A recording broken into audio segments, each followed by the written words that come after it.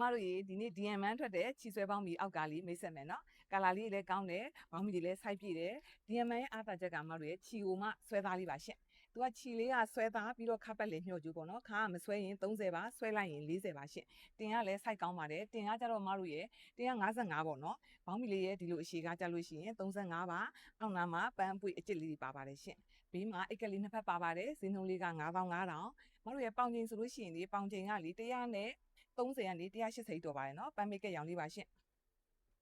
ဒါလေးကခိုပြရောင်လေးပါမတို့ရေမဆိုးထဲဆိုင်ကနေမိတ်ဆက်ပေးပါတယ်နော်ရာရောက်တဲ့မြို့တိုင်းကိုအိမ်ရောက်ငွေချီပို့ပေးပါတယ်ဒါလေးကတော့အသားရောင်လေးပါကာလာလေးလည်းကောင်းတယ်ဟိုစိုက်လည်းပြည့်တယ်ဟိုအရန်မရှိတာကြိုက်တဲ့မမတွေဆိုရင်အရန်ဆင်ပြေပါတယ်နော်ဒါလေးကနက်ပြရောင်လေးပါဒါလေးကတော့ရှားညူရောင်လေးပါရှင့်ဒါလေးကနှုတ်ဖြူရောင်လေးပါ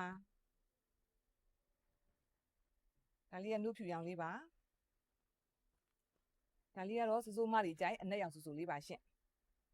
မတို့ရဲ့ဒီမန်ကြတော့လေသူကလေမိုးရတင်လိုက်တာပေါ့နော်ဘာလို့လဲဆိုတော့မတို့ရဲ့ရမ်းမရှိတဲ့ခါကျတော့မိုးရွာလို့ရှိရင်ရေလွတ်မိုးလွတ်လို့ခေါ်တာပေါ့နော်ဒါလေးကခဲပုတ်ရောင်လေးပါ